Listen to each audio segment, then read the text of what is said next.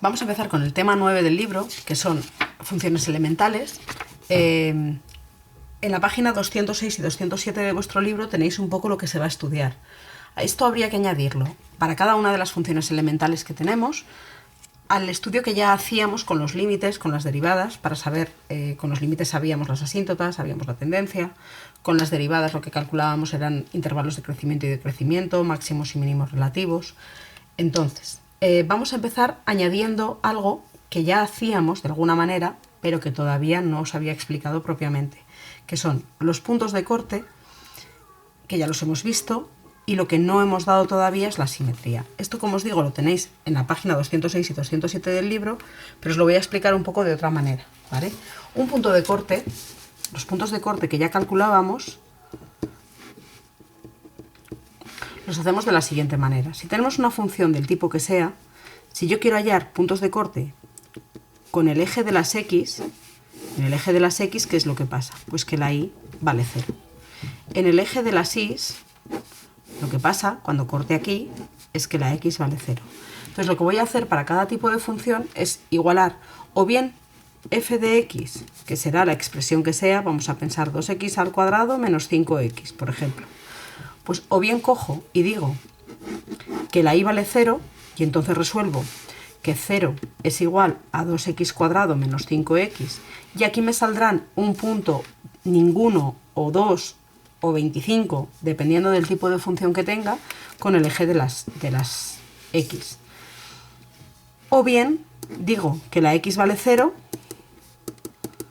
y entonces lo que me sale es una coordenada de la y. El corte con este siempre va a ser único, porque si una función hiciera algo así y me cortara aquí y aquí, esto no sería una función, porque para un valor de la x le corresponderían dos valores de la y, y eso por definición no es una función. Entonces los puntos de corte que ya calculábamos se pueden calcular de esta manera. ¿Qué más podemos calcular? Podemos calcular la simetría. La simetría, yo voy a calcular si es una función es par o es impar. Que sea par quiere decir que f de x coincida con f de menos x. Que sea impar quiere decir que f de x sea igual a menos f de menos x.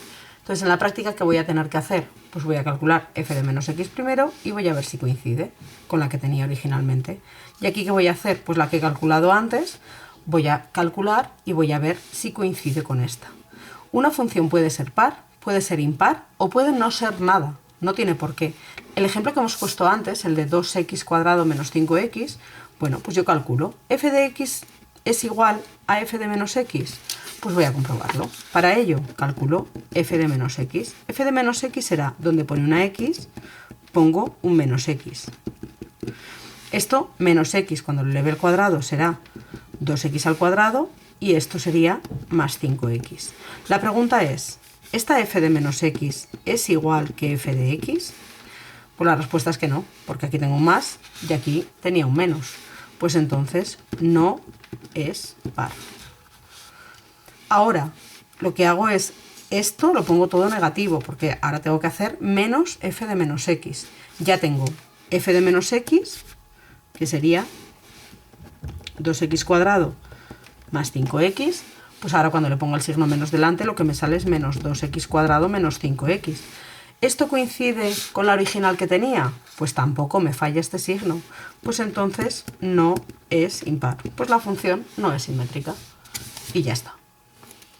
Con esto quiero que intentéis hacer los ejercicios de la página 207, el ejercicio 2 y 3. Ahora subo un vídeo explicándoos la solución.